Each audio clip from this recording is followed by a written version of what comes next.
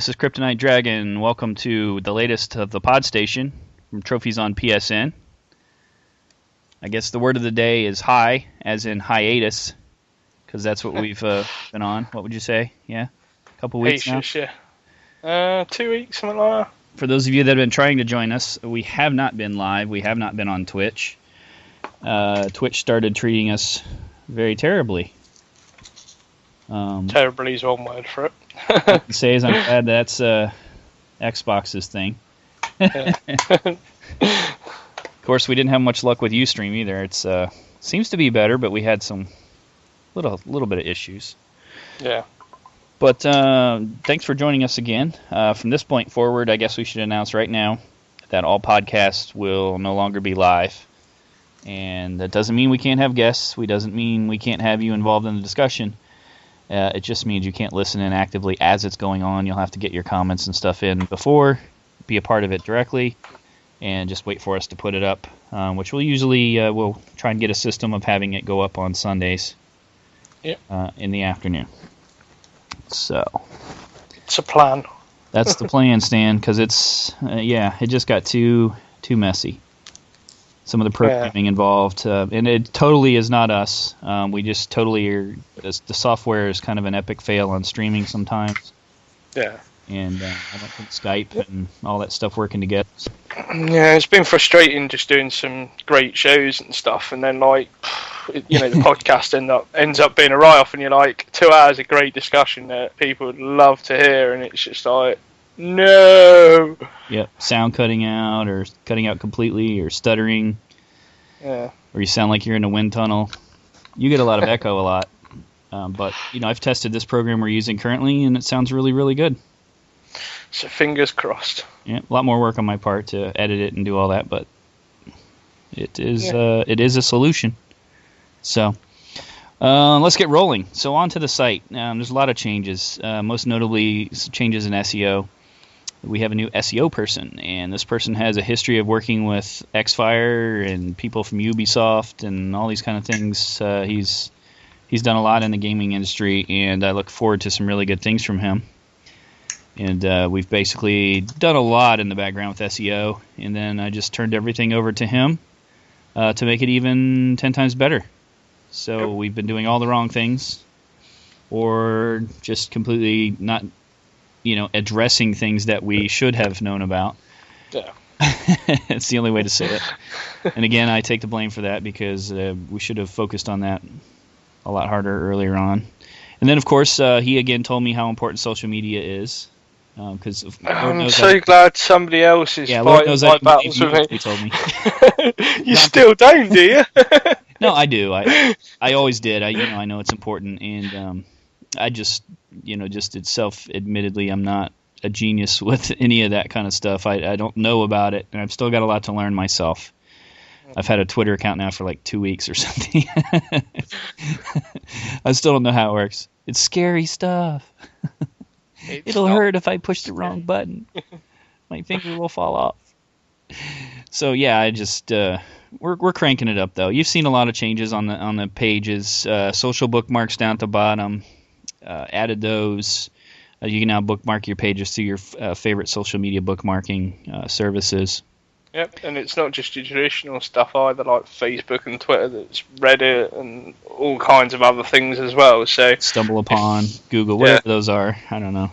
Yeah, so you're basically catered for whichever sort of social networks you're within. So yeah, and I could have added a lot more, but yeah, you don't want to have it like all the down the page like 20. Trust me, there's plenty of networks out there that are like that. Maybe we should look at getting Weibo though, because that's Chinese. So oh no! Start going into the Chinese market. Spam bots. No, we also added the social media buttons down the bottom of your profile post bit, which is the side of every post that you make, and it has the ability for you to put in your Twitch and YouTube feeds and all that kind of stuff, and where people can find you easier.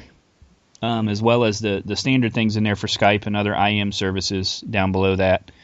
That's always been in there as well. And we have the searching and stuff like that on the front games and everything has improved a little bit and will continue to improve. Of course, they're making changes with the podcast. And just look to a lot of new stuff with the news and guides. A lot of that's in the background. I don't want to get into details and, do that. But certainly it's one of those things that, you just gotta wait. You'll start seeing the results. You'll start seeing what we mean, because a lot of that's staff stuff only. Yeah. You just kind of get the benefit on the back end. So restricted access. And I know it's summer, but we just need everybody to just pump it up. Let's pump it up and let's get all this stuff going. Going to have a big announcement here soon that should excite everyone as well. Just going to say, with the fact that it's summer, there's no excuse anymore now. It's not like you haven't got plenty of time to get involved. It's the holidays, for crying out loud. Well, it is for most people anyway. So. Well, at the other end of it, you got kids out of school. I know I got kids, everywhere. It's hard to do things like this and keep it quiet, for example. And then, you got exams and stuff in some parts of the world. Don't make excuses for people. Everybody can spare 5 minutes. Indeed. Comments on the front news. Tweet us, post in the forums, please. Join in, make your own events. Join in with everything. I was just going to say, on the thumbs up, thumbs down system on the front page, people just please do use that. And if you're seeing news that you don't like, thumb it down, because at the end of the day, it gives us some idea of the kind of news stories you want and what you don't want. And if you're thumbing something down, then we know to kind of stay away from that kind of news. So yeah, do make good use of it, because it helps us give you better content. Yeah. And there's really no excuse for anyone to, say we don't have something on the site. We're open to suggestions, and if you got something good, something you want to see, come and say it. Yeah. So. Couldn't agree more with that. All right, moving on. The game of the PSN pick of 2 weeks ago. Yes, the PSN pick that we picked 2 weeks ago and weren't able to tell everybody about it because of numerous problems that we've mentioned at the start of the show. But PSN pick of the week, as I said 2 weeks ago, but you guys wouldn't have heard it, it's a pretty obvious one. It's Hotline Miami. It's priced $6.49 in pounds. I'm not sure in euros, or I think in dollars it's about $10. And essentially, it's a top-down 2D action game done in a very pixelated style, which seems to be the style of choice for a lot of indie games as it is at the moment. It has been on PC in the last year or so, and it's even getting a sequel because of the popularity on it. So we have had to wait a while for this to come to PlayStation Network, but the fact that it finally has is great news, because it is a fantastic game. It's kind of got that GTA vibe to it, the old school GTA vibe. Where you go and you complete missions, and as I say, it's all done from top down. There is an element of story to it, but I'm not going to say anything about the story, because it actually works out quite nicely when you play it for yourself. So this title is cross-buy as well. So if you buy the PS3 version, you get the Vita version for free, and vice versa. You buy the Vita version, you get the PS3 version for free, and your saves will cross. So that means there's only one trophy list for both versions. There is a platinum trophy for it as well, and I'm going to be honest with you, it's not a particularly easy game, and this comes down to some of the gameplay elements as well. Essentially what you get is like rooms that you have to go in, and you have to kill bad guys and stuff, and you're given a whole host of weapons to do so. You can collect masks by completing missions, and those masks will give you extra abilities to help you while clearing the room. But the thing is, you can't, although the game does reward you for going into rooms recklessly, you can't just walk in and shoot everybody. You really do have to plan out how you're going to achieve your objective, which most of the time is usually killing everybody in the rooms. So while does have that GTA vibe to it in terms of mischief, mayhem, and violence, there's also an element of real strategy to think about when you're actually playing the game, and that's what makes Hotline Miami so brilliant. You then couple that with the very neon sort of 80s vibe that you would have got from, say, Vice City, for example, and the music, and you've just basically, at the end of it all, you've got a fantastic package in Hotline Miami. For those that are cautious about buying games that have technical hitches, there are a few that we know of that are causing trophies to be blocked. However, the developers behind Hotline Miami have assured everybody that they are working on a patch. It is going through certification at Sony as we speak, and that will rectify all the problems with the game, including issues with certain trophies not popping. So if you are concerned about that, don't worry about it too much. Don't let it put you off purchasing the game. They are aware of it. They are going to fix it. But nevertheless, you should still go and purchase the game because it is a fantastic time killer for you to get involved with. And I think I don't think I've ever heard anybody say a single bad thing about Hotline Miami. It was getting really good review scores, and nobody said anything hugely critical about it. And I think that goes to show just how good this game is, especially for an indie game as well. And it's nice to see Hotline Miami. I beat the game myself about a week or so ago, and I'm kind of curious to see how they can better that now with the recently announced sequel. So the other thing as well, I am actually going to look at doing a Twitter competition next 4 weeks to give away a copy of Hotline Miami. So if you're not already following us on social networks, please do, because we are going to give a free copy of Hotline Miami, maybe two, on a Twitter competition in the next 4 weeks. So do keep your eyes peeled for that. Nice. And that's our PSN pick of the week. Sweet. Yeah, I can't stand games that the trophies are glitched and stuff like that. Oh, nothing makes me madder. Yeah, but to be honest with you, Trophy hunters like, you genuinely wouldn't care.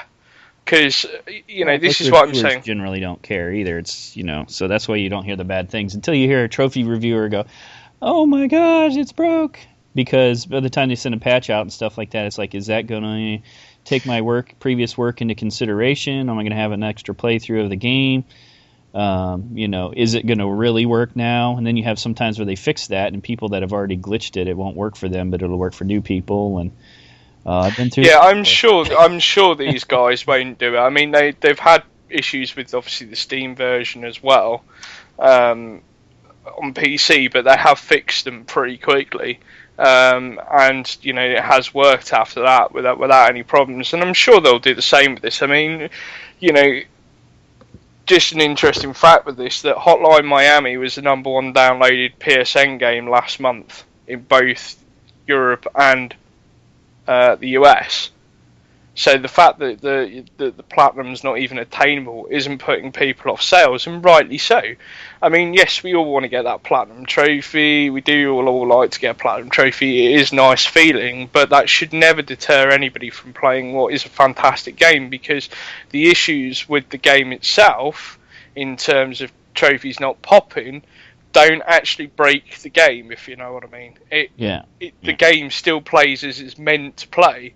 And for that reason, that's why I still say, I stand by the fact that Hotline Miami is probably one of the better indie titles we've had this year. Okay. Fair enough. So, yes, Hotline Miami, you need to buy it, KD, and we're going to give away 2 free copies of it in the next 4 weeks. Wait and see if I can win. Yeah, good luck with that. You need to learn how to use social media first. Oh, wait, social media? Yeah, I got no time in that. Just tell me I'm exempt, and yeah. So, anyway, on to our topic today. This is a redo, so you got to bear with us. We did lose 2 hours of, podcast material. And our life. Of our life, we'll never get back. But we were talking about addiction. And so, we'd like to approach that topic again so it doesn't get wasted. Because addiction is, throughout life it's a challenge in a number of areas. Just speaking from my history with law enforcement, I can say addiction is responsible for a majority of the things that law enforcement does. And so, addiction is just out there. It's intertwined in our society, our justice systems, and a big part of, everyone's life, really, because there's a lot of people that are, I believe, addicted to, both good and bad things. Take that how you will. But we started before by just defining addiction. And, I'll start again with that and kind of give my idea of it, and maybe you could give your idea of it. But, addiction, most people think of addiction as not being able to step away from something.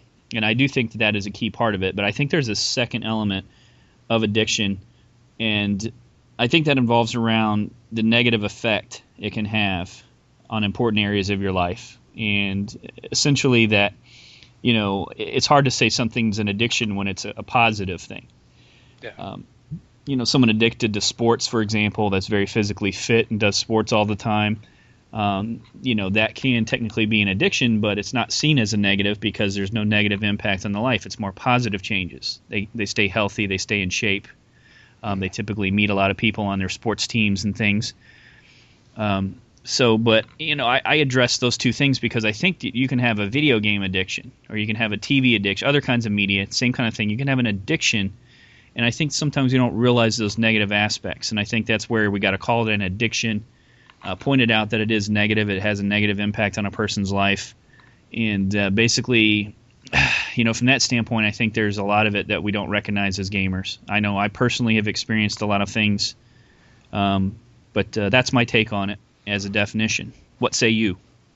Well, no, when we talked about this before, I was in agreement with you about the definition of it, although, I did say about the sports side of it, there obviously can be negatives, even if you're addicted to sport, for example, because obviously, yes, you get 20 years playing your sport, but then what do you do if you're you retire? You've still got to keep up the healthy lifestyle and all that, and that's not necessarily positive. Mm-hmm. So even with the most positive addictions, there are also still negatives.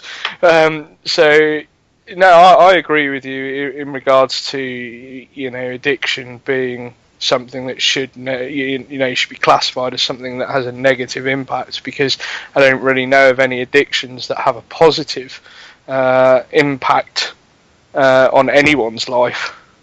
Mm-hmm.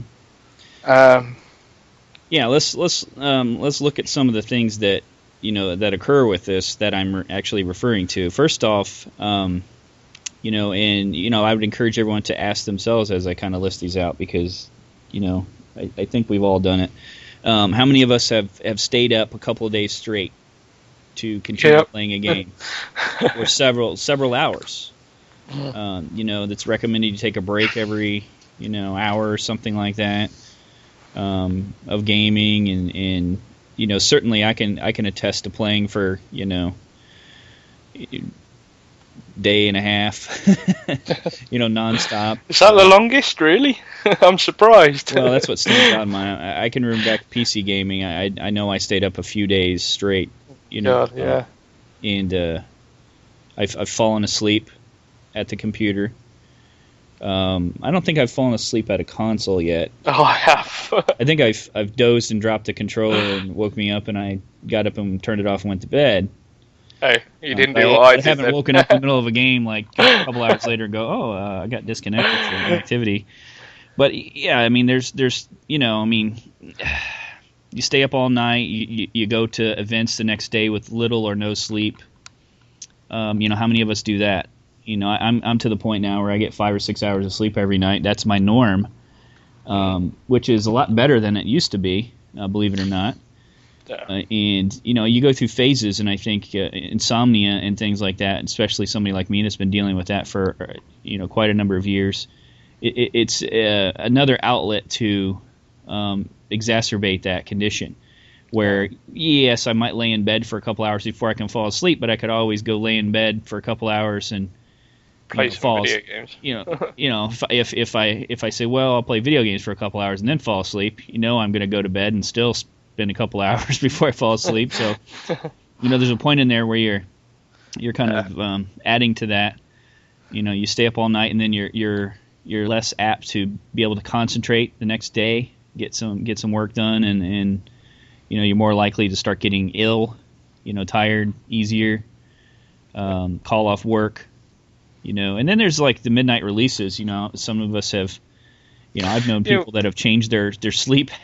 They go home from work and go to bed and stay up for the midnight release, and then the next day their sleep hours are screwed up. Yeah, well, we talked about this before, didn't we? We said, when a big release comes out, or as you say, a midnight launch, would you class that as an addiction? Because obviously you're going out, you're changing the schedule around to go and pick something up. And I know you were sort of like, well, yeah, I would. But me personally, I still very much feel that, if you phone into work for a sick day or you go to the odd midnight launch, that's fair enough. I don't think there's any harm in that. I think if you're doing it like every time there's a midnight launch, but believe me, there's quite a few of them, and you're really starting to rack up the sick days as a result of it. That's when it can start to get a bit. You should really start thinking about. A sick day is supposed to be for when you're sick. So I would say, like, here in the U.S. we have different versions of things where you can comp days off. You can do things that work over and stuff, so you can have days off, and that's usually an option. But but here we don't really have that, though. I did a job for a numerous amount of years and never claimed a sick day. The one time I went to claim a sick day, I was being told that all my allocation of sick days had been reset every year, and they couldn't spare me even if I was sick. So it's like you can't win sometimes. Well, that could be the setup, and that's a shame that it's like that. But essentially, if you call off for a midnight release, say you're sick, then your boss catches you in some way, wouldn't that be, I would think that they could terminate you and they'd be justified. Yeah, but you're not keeping it above boards. Call your boss and say, yeah, I'm sick because I stayed up playing video games all night. I went to a midnight launch release. They're probably not going to be very happy. Yeah, but I guess it depends on the terms that you're on with your employers in regards to that. True. Because not every employer's going to be a case, because I don't know what it is these days, because we've talked about this before, like with social media and stuff. Like, what if I'm having a sick day and my boss sees me on Facebook? Well, there are two questions there, which is really, why do you have your boss on Facebook? But also, that should have no bearing, regardless of what you do on Facebook, short of taking pictures and saying you're out and about, which, is your responsibility because it is your public profile. Mm-hmm. That should have no bearing on anything that affects your workplace, because at the end of the day, your work is your work and that's where it stays. Your home is your home, and everything personal at the same time, what your boss finds out. It's like I tweet to someone and they retweet it, and it gets back around to my company that I'm tweeting information that I shouldn't. Rightfully so. We found out about this. You can't say, well, yeah, that In the case of sensitive information, it's understandable. But when it comes to, the sickness aspect of it, that's not a company's business. As far as they know, you've called in sick, and that element of trust has to go both ways. So maybe that's a UK thing, but it's different here, man. It's different here. If your boss finds out about something like that, they can certainly... You can say it's outside of work all you want, but, it's just like, well, I tweeted that outside of work. I tweeted that information outside of work. They still find out about it. It's still something they can use against you. And even if they don't do it in a direct public capacity, use it as a reason for terminating you or suspending you or doing whatever, they can still find a way. And, when it comes down to it, it's still information that got into their hands. Yeah. But I think social media it's another one of those things you got to look at it. It's another avenue of addiction. It's another thing we're talking about here that that makes this more complicated, makes it more it can help in a lot of ways to pull people together, but then it can also hurt in a lot of ways when it pulls people off in too many different directions. And I've said that before, that I think that social media. It can separate us when it becomes too complicated. It makes it, we were talking about the upcoming functionality with, PS4. Yeah. And it having Facebook. What if I don't really use Facebook? What if I use Twitter? And what if I use, StumbleUpon? What if I use Reddit? And, and then the next thing you know, if they add all those and we have 25 different things, well, what if all my friends, let's say Dante Zero is my favorite person to game with, and he uses Twitter and I use Facebook? Yeah, but we've talked about that before as well, where we said, there's ways to combat around that. So it's all about in the management aspect of it. But I was just going to come back to this employment thing and just say, we've said about that before, where, I get when people are sort of taking like 2-3 weeks off work to play video games, that's an addiction, it's bad, but I don't think people having the odd sick day here and there should really be constituted as a problem. And I think, I don't want to speak for every employer going, but I think a lot of employers and employment law is behind the times when it comes to social media and stuff, because let's be honest here, that it's such an ingrained thing in our daily lives now. Facebook has over 1 billion users. Twitter has 143 billion tweets a day. And for you to be terminated on the basis of you used Twitter on your day off, or, you were ill playing video games, it's the information that's revealed. You and I clearly disagree on this, but I'm telling you, in the United States, it's used more than you would possibly believe. College recruiters look at it to see what kind of person you are. Potential employers can get on there and look at stuff, and there's versions of social media that are in a professional context that often overrides your resume. LinkedIn, people putting stuff on there. And you got employers that are looking to see what kind of activities you're involved in there, as opposed to what your resume say. And those are things that just give you more insight into a person's character. I think the other side of it is obviously as well to take into account, depending on I guess it depends on your job position and roles as well, because at the end of the day, if you're just like the average Joe telemarketer, then that shouldn't be taken into consideration. But if you're, say, like someone recently like Adam Orth, and you're a spokesperson for Microsoft, you do not want to be publishing aggravating tweets on Facebook, or on Twitter rather, which in the end did cost him his job, and rightly so, because he was a public spokesman for the company, and what he said was highly offensive to a lot of people. Well, if you call off work, if you're my employer and I call off work and I say, oh, I'm deathly sick, I can't make it in, and blah blah blah, and I tell you this whole big thing, and then you see me all over social media saying, yeah, this new game is great, and blah blah blah blah blah. What is your thought? I mean, your thought there is that essentially that it's not about what you think about it. You deserve a sick day or anything like that. It's more about like the deception there. Well, it's not really deception. I mean, people can still play video games when they're ill. It's a form of entertainment, and just the same way as, we said this before, where do you draw the line? If you're ill, does that mean you're not allowed to watch telly? And, we've talked about the future of television, being networked and streamed through the internet. What happens when, you stream programs through the internet and it tells all your friends on social network? What have you now got to explain to your employer why you were watching, I don't know, Breaking Bad when you were ill? That's rubbish. You shouldn't have to ever. Take that to a different video level. Games is an entertainment, much like a movie or a TV show. I'm not disagreeing with you there, but let's say you call up work and then the next day it's all posted, the party you went to, and you're hungover, and yeah, but you should, if you're ill, you shouldn't really be going out and partying. That's so I found something as an employer you wouldn't like to see or hear about. All I'm saying is that social media is a form of being social, but I'm talking about all those cases when it's not about the social. It's about revealing too many information or taking people in too many different directions. And then back to addiction, what if it's not social? What if, a big thing about games is it can bring people together. And I certainly play with my family, and we do a lot of things as a family playing games. But then at the other end of it, if I'm playing by myself a game offline and I'm going for trophies and I don't want to be disturbed and I don't go to the family picnic because I want to stay home and finish, that one last trophy, then you got to ask yourselves, what if it's not social? And then you put a lot more elements in there, like in the coming game system, you change it with PS4 that you've got to be social, or you add all those elements and people come even closer together with Facebook and Twitter and stuff.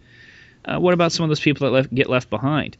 That's where I'm thinking that addiction, can be a lot serious. I still stand by my vivid support of, Sony more so than Microsoft, but both systems' ethos of being more social. We talked about this before, where we said, well, there are people you have on your PSN friends list, for example, that you would consider real friends, and they may want to play games with you. If you've got a mobile phone app, for example, and you get a message saying, oh, do you want to play Killzone or whatever, and you're in the pub with some other buddies, you can message them back. And I see that positive because it keeps communication going. Because, like, for example, on PSN now, it's like some people you could add and then you'll never hear from them again for like 6 months, and then just out of the blue you'll get a question. And it keeps that social thing going, but at the same time, directly, it keeps it going. Yeah, but what I'm saying to you is, like, unlike the past, which is where you go out of the house now, your PSN's effectively left at home, and so therefore it's not going to disturb you. But other things would, like you pointed out, things like Facebook, Twitter stuff may disturb you while you're out. But using Facebook and Twitter in social situations is pretty much the norm these days, and so messaging people on PSN when you're out and about in a pub is fine, to be honest with you. I don't see that as a potential, enhancing gaming addiction. I actually see that as positive. What about the people you can't meet in the pub? What about the Dante Zeros that are on the other side of the world that they can't meet me in the pub, but they're saying, hey, come play this game? And I'm like, well, I'm out with my friends. And hey, but I could, like, take a picture, send it to them, show them, and things like that, you know what I mean? It's like you get back around to that's one more thing that you need to keep up with. I guess it's a viewpoint. You have the viewpoint of how beautiful social media is, and you use it. But look at it like this. Let me make an analogy. You play video games for 8 hours a day. Let's say 6 days a week. Unhealthy? For the most part, if you just told somebody, well, that guy plays video games 8 hours a day, 6 days a week, is that unhealthy? I'd probably say so, yeah. Okay, now what if it's my job? Now I'm a game tester. I play games 8 hours a week, or 8 hours a day, 6 days a week. Or I'm a professional video game player and, I make money from playing Halo. I suppose it depends on the context. Exactly. You say if you're doing it as a job, I'll be honest with you, there's very few games testers. The percentage of games testers that operate from home are very small and far between. Don't put those in my example. Just go with it. No, but with the exception of like PC, for example, when it comes to console gaming, there's very few that operate from their own home or self-employed. So when you are doing games testing professionally, you will tend to be in an office, you'll be around other people, you can get up, you can have that social interaction. So then, yes, okay, you may be at that job for 8 hours a day, but it's not directly playing a game for 8 hours a day. You are able to communicate with others that are sat there. You can go and have your lunch, you smoke and stuff like you would a normal job, but you just essentially playing games.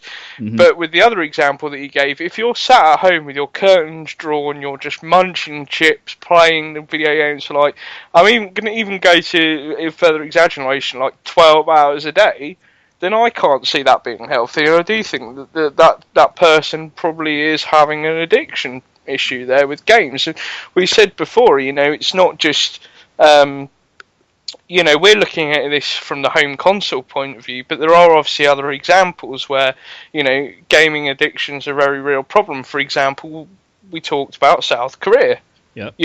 They've got clinics spreading left, right and centre to try and combat gaming addiction, and they're trying to change things in the law as well to combat it, because people have died in internet cafes in that region of the world. But the other thing to take into account is, from our outside perspective, that's an addiction. That's the extreme ends of addiction. But for them, for example, as part of their culture, StarCraft 2, for example, is a major sporting event. People fill seats of 100,000-seat stadiums to watch two guys going at a real-time strategy game on a PC, and it's a sport for them. And so from our perspective, as gamers in the West, we don't really understand that culture. However, if you then, said to South Korea, substitute StarCraft for NFL, we probably would have a better understanding of it then. Do you see what I mean? There is a culture issue there, but I still maintain that for the most part that, there are lots of examples all over the world where there are major issues with gaming addiction. Forget the social media aspects for a second. Whether it be from Facebook games right through to consoles to PCs, there is obviously a compelling problem with addiction, like anything else, whether it be gambling, smoking, drugs, etc. Gaming can be classed amongst them, yet with the other things I mentioned, like gambling, smoking, drinking, and all that, they are recognised problems. Yeah. Gaming addiction seems to be something that falls under the radar. Exactly. Very few countries. When a person dies, it's sleep deprivation. It's not sleep deprivation caused by gaming addiction. There's we mentioned this before about it. This is actually more. You have the seizure warnings and stuff inside. How often is that a problem? If you actually ever look into that, it's nonsense compared to probably the larger effect, not necessarily fatal, but the larger effect of addiction in gaming. And then, the analogy is it's almost closer to a drug in the sense of the kind of the high that you get from playing video games. And people thrive on that. It's an adrenaline rush, which is I think that's its the own problem addiction. with.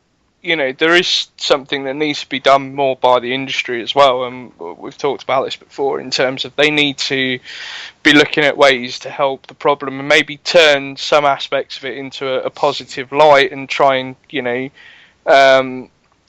kickstart things, even if it was, but the fact is at the moment the games industry doesn't really talk about gaming addiction, and that shocks me because we've said before that, as you pointed out, when you fire up a PS3, for example, you get an epilepsy warning, blah, blah, blah. You read the PS3 instruction manual, it says do take a break every 2 hours or something like that, right? But how easy is it to ignore that? And will it make a difference in the grand scheme of things? If you take a break for 10 minutes, but you're still playing for 14 hours, so you take a 10-minute break every 2-hour session, it doesn't change the fact that you still played the game for 14 hours.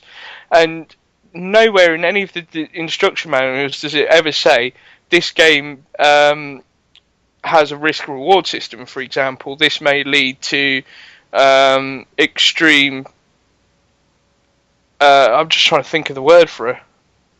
Extreme's probably the wrong way of putting it, but they don't say that you may be at risk of gaining an addiction or so on. Here's some advice if you find yourself constantly playing. They don't even put something as simple as that into an instruction manual in a game. No, this is difficult to define for our society. Just like the other thing of, sitting in front of your TV may make you put on weight. There's points too where. Well, some of it's common sense, obviously, but at the same time, when it comes to gaming, it's like they're not even willing to point the common sense aspect out. And for me, that adds to the fact that they're really not interested in recognising the problem. Mm-hmm. I think with TV is something, the TV example you usually say, it may not. It doesn't necessarily say with every TV, obviously TV can lead to an addiction, blah, blah, blah, but because it's a widely reported factor of things like obesity and stuff, it gets enough attention to know that it's a problem. And so people are able to apply common sense. There's all kinds of organisations to help people that do suffer out with that. But when it comes to like the gaming side of it, there's nothing really, is there? What, are you supposed to go to a TV addictions clinic or whatever if you're addicted to video games? You know what I'm saying? You'd have to go to some. It would be like going to AA if you're trying to stop smoking. Why would you do that? Do you see what I'm saying? So, I don't know. I think the industry really does need to do more, and I think it comes back to this idea we said about having a games companies and publishers have this organisation, numerous different organisations like the Entertainment Association in America and stuff like that, where they can all join and lobby the government for changes and what their employees are paid and can they get tax breaks, this, that and the other, and they do all that sort of stuff. But where does the consumer get a vote in all of this? Because yes, we can vote for our wallet, but we don't have any organisations we can go to that can help. Well, I don't think consumers are going to get together to make change the instruction manual or. Well, no, but I mean, if you had a consumer-based organisation, you could lobby games companies for the majority of consumers out there to make real changes and recognise problems, for example, and look at ways to address those problems. This is so varied, and I think I mean, are we supposed to just take what is it, take it as it is at the moment and just live with it and deal with it? Well, that's why I say it's like you have various forms of addicts. You can have trophy addicts. You can have people that are addicted to like just Call of Duty and that's all they play. And it's hard to separate, the different things that are involved here. But whether you're a trophy addict, a COD addict, a Battlefield addict, it doesn't matter. It still doesn't change the fact you're an addict. Do you know what I'm saying? It's like, you're still a gaming addict. Mm-hmm. Regardless of whether your passion lies with. I think people just have to recognize it themselves. I really think that it could be nothing more than like, helping people recognize things and change it themselves. And I do think social media can be a big help because if you get involved with others, it certainly breaks it up to not being such a segregation kind of thing. Yeah, because we talked about this before on when we tried to do this topic before, and obviously quality issues failed us. But one of the biggest problems is obviously the isolation aspect, isn't it? Mm-hmm. The people that do sit at home that don't talk to people, don't like the social media side of things necessarily, and will just sit there and blast through games after games after games after games. And we even confessed. To both our credits, we said, there's been occasions, certainly in my life, and I'm sure in yours as well, where we've been through that. I would probably say that's a natural thing to go through, but it's not a point that you ever want to stay in. But I also think back. No, wait. Now I think back too, and I can put some of the social elements on it, reasons for playing for so long as well, because. The other thing too is you can feel kind of wrapped up in like you don't want to get left out on something that's kind of ongoing. Yeah.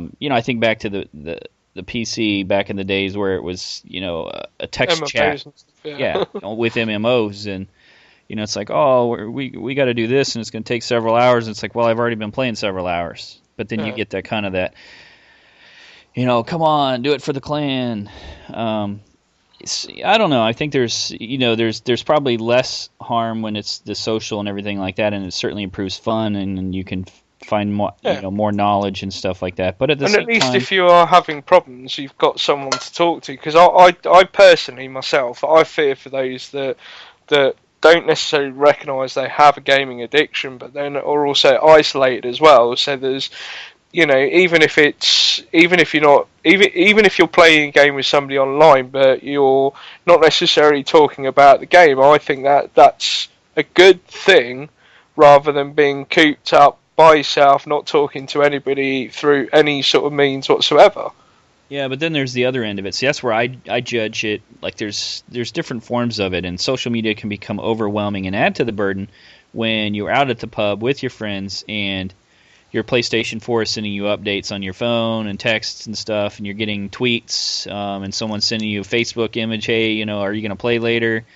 And you've got, let's say you're, 25 different friends, and they have 25 different social media networks that they use, and you're connected with them in those ways. That's where I say it can become. Yeah, no, I agree with you to a certain extent, but I think also at the same point I disagree in the fact that we have to put it in context. From what we know of the PS4, it's not going to be a case of where you have 25 different social networks. Put PS4 in a box and say that. I'm talking social media as a whole, because you seem to feel like, okay, you've made those connections and everything. Well, when you do that, you almost sign up for this responsibility to do that ongoing, because then when you don't do those things, then it's not social anymore. It's like, well, that person dropped off the face of the earth. They could easily tweet me, but I don't hear anything from them for a week. Well, am I okay to go on vacation and not tweet or not receive those 50 million? I'm just saying that, when you add the complexity to it, it's a whole new level of attention that's needed, and that can take more time and more attention and keep you up longer. Whereas if you're still doing the 15 hours of gaming, now you're carrying the extra 5 hours a day into your lunch break at work, and while you're working, you're supposed to be staying off Facebook, but you're checking in. I'll just check this real quick. I'll check that real quick. I was going to say, you haven't worked in an office for a while yet, because that's like the norm. If you like, for myself, I've done lots of telesales jobs, and surfing Facebook for most of the day is just the norm. Yeah. And then again, I'm coming back to this something that can affect your life, because certainly if you're a boss, you're paying somebody for 8 hours of work, you certainly don't want them, Now, I personally, I can understand it. I can understand letting a person on their lunch break surf on the computer and stuff, but I'm telling you, majority of employers want to maintain professionalism. It's not, you just tweeted from work that you were making fun of your boss, and then you were on Facebook when you're supposed to be on the phone. Yeah, but at the same time, we went through a similar sort of process here in the UK, in terms of a lot of employers were sort of clamping down on it, banning if you worked with a computer, it's like, you're banned from using Facebook, and suffice to say. But you're like, no, I'm addicted to it, I can't. Well, no, suffice to say, it didn't go down with... Employer-paid treatment.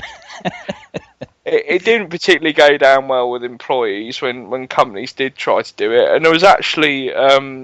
some scientific research, I can't remember off the top of my head, because it shows you how well we plan these things, but there was some scientific research that said, keeping your mind active with things like Facebook and stuff during your working day can actually be more productive. Can be.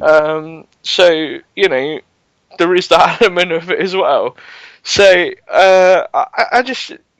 I think people are quick to demonise social media, and in the case of gaming addiction, I think social media is important in some respect for combating it, because, as I say, the people I really worry about with, that may not necessarily be willing to say, well, I've been addicted to games at one point in my life or another, who have no outlet of people to talk to, that's where the real dark days can be, and that's where my worry would lie, and that's why I'm concerned that the industry isn't even willing to recognise there's a problem, because that there might be millions of people out there that feel quite isolated like that, yet the publishers are only looking at the end dollars at the end of the day, and that for me is so frustrating, because I'm sure those people that are isolated do want to talk to people, but they've just got to find outlets of doing it. But also I'm sure there's schemes that could be created, etc., to be more positive and productive. You only have to look at some of the work that developers like Media Molecule have made with using the Little Big Planet franchise to sort of say to people, well, if you're going to sit there for 6 hours, talk to people, create things, develop things, look how easy it is to do this, turn it into a positive and be proactive with it. And Little Big Planet is just one example of a franchise that can do that, to the point of where, Little Big Planet's even gone to the point of where it's in classrooms here in the UK, because it's such a good learning tool. And so those people that are isolated and stuff may have good ideas like that, but there's no dialogue between the publishers and the end user in that respect. And when you then factor into the equation, obviously the addiction side of it, it's kind of like, at some point, with the games industry being what it is at the moment, unless the games industry bubble bursts, it's just only going to continue to grow bigger, and the problem itself is only going to continue to grow bigger.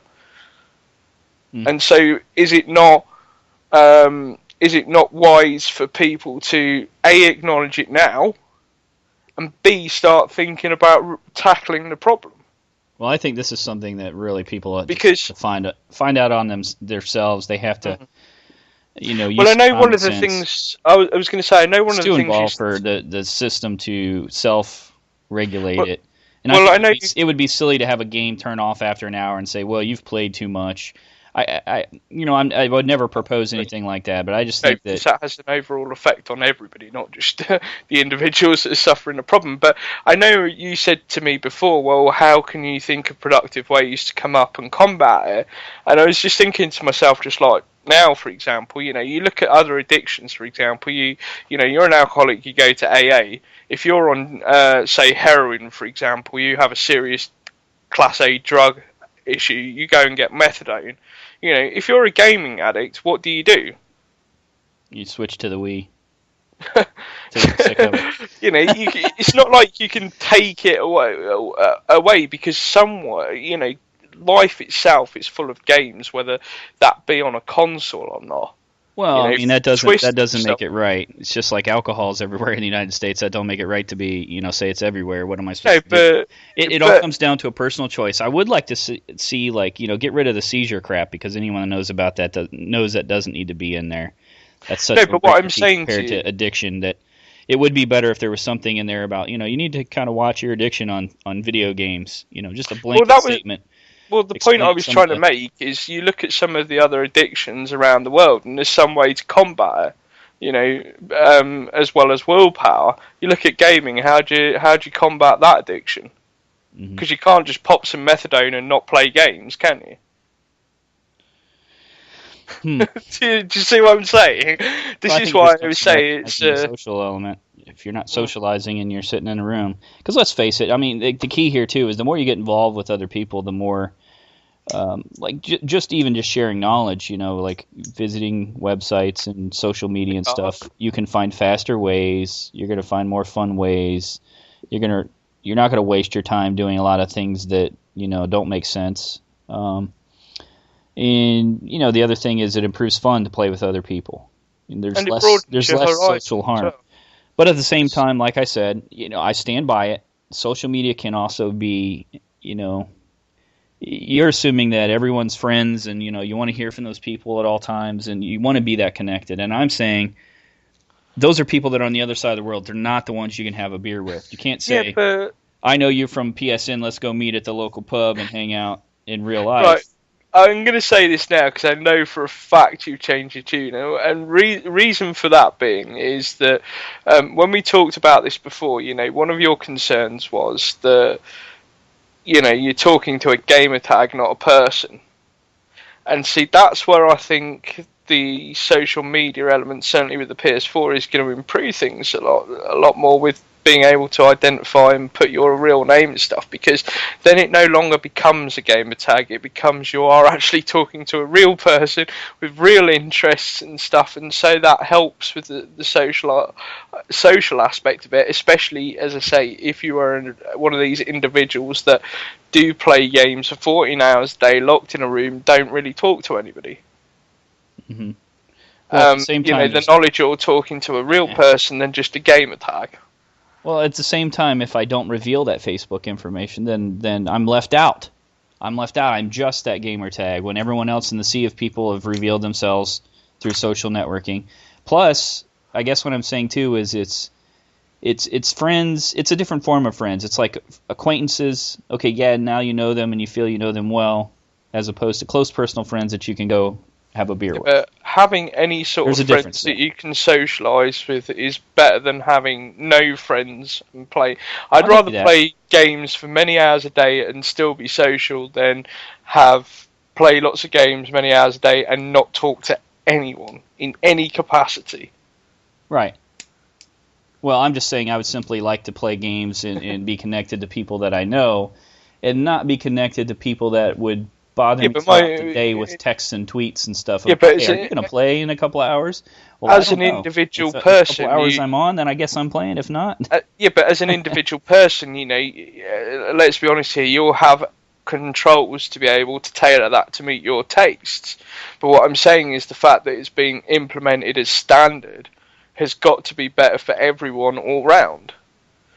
However way you customize your profiles, etc., and what messages you receive and so on doesn't really matter, because it's encouraging people to be social all round, whether you use it or not.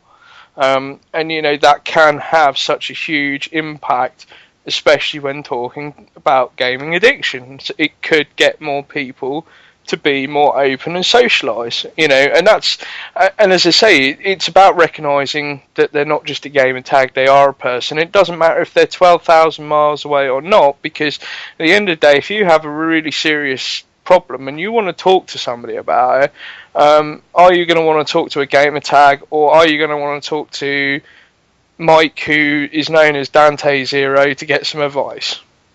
Mm-hmm. Do you see what I'm saying? And that's where the benefits come from, which is why I sort of, still making a compelling case to embrace it when it comes with the next generation of consoles, whether it be PS4 or Xbox One, because these systems are going to have those kinds of things in, and rightly so. And it's good to see developers recognising that as well. But I will say this as well, if you are listening in, when this podcast goes live and you are one of these people that do feel isolated, it's not just about networking on consoles and systems and stuff. You can obviously come to sites like ours, socialise with people and stuff, and come talk to us, because you'll find that we've all been there. We've all gone through similar sort of phases through our life at some point, where, gaming has had a serious negative aspect to our lives, but we've all come out the other side and done things positive, and we are people. And you can, while our site's more about games and trophies and all kinds of news and stuff, we are still normal people. We will talk about the latest music, we will talk about the latest news, we will have conversations with people and stuff. So if you, as I say, you are one of these people that doesn't necessarily recognise you may have a problem, you can still come talk to us about it and stuff, because there's plenty of people that you be able to relate to within our halls, as it were, that may be able to give you some advice, help you with positive aspects, and also you'll be able to find out more about them and know that they are a real person with real interests. Indeed. And not just a gamer. Indeed. So there's the answer for addiction. Come to our site. Talk to Dante. Well, it's one avenue. Bother Dante at 3 in the morning, because yes. I do. And that's true. I just went to bed. Damn it! Leave me alone. Well, let me just say that there's nothing better than common sense in these issues, and kind of doing a self-judgment, because you really should try to have the most fulfilling life that you can. And you remember, when it comes down to it, games are just games. Trophies are a digital representation of something. Friends and family and all of those should always come first. I'm a firm believer in that. So just give a self-examination. Don't be one of those people that you ruin your work career, make yourself sick, get insomnia, and make it 10 times worse, or worse yet, die from sleep deprivation because you're playing, games with some South Korean or something. Moderation is key with any addiction. Change it up. So, and I guess we'll see how this social media pans out. I guess I really have no choice, because it's really becoming ingrained in everything. It's the way of the future. And cool. Rightly so. I'm glad it is. Any final comments? Look forward to seeing everybody's replies. And didn't you say before that you wanted to know, like, if people have had issues with it and stuff like that, and what some of their problems were? Yeah, certainly. I think it would be fun if people were to share what they think's the biggest challenges they face with things related to this, because we both. I know people that just would pull their hair out about getting 100%, and I know people that are like such trophy whores. That's not my term, but trophy whores that they'll do anything related to unfun parts of a game over and over and over and over again, regardless, just because it's that trophy, which is kind of almost a different kind of addiction. It's more of an excessive compulsive kind of thing. And I know I myself have ADD, so I focus on one thing and I just go at it a million times a second until I get it right, and then I move on. And I'm kind of like that. My focus will change depending on what I place as important. So I'd be interested to hear from people, like what kind of things they feel that have become of this. Did you gain weight because you play video games and stopped your favorite sport? Did you ever have times where you called off work? I'd like to hear all that kind of stuff, just to have people share. Well, before we go, I will say there have been times where I've called off work. Uh-oh. I'm telling only once or twice. And as I say, I've been through certain aspects of it where it's had a negative impact on my life, but I will also say that it's now having a positive impact on my life, because I've found productive and positive things to do with it. So, looking at the education aspect to go and get a job in the games industry, for example, etc., is one avenue, is certainly something I'm working towards. Whereas in the past, I may have just gone, no, I'll give up, play video games for like months and stuff. So, so that's my kind of side with it. So, I sympathise with anybody that certainly is either going through it or have had it, because there isn't really any sort of documented solutions to the problem or anything like that. So, no no, there really isn't. Let's make some really good topics in there, and get some opinions. Maybe a poll's a good one for this too. So. Yeah, I'll let you handle that one. Cool. I want you to get more social, so I'm going to let you handle the poll. Yeah, thanks. All right, folks, thank you for joining us. Apologize for missing the last couple weeks, and look forward to regular podcasts continuing forward, pre-recorded, of course. Thank you for joining us. I was going to say, we're going to play the music on the way out, because we didn't play it coming in. Yeah, we will do. Thank you for joining us for Trophies on PSN's The PodStation. Bye.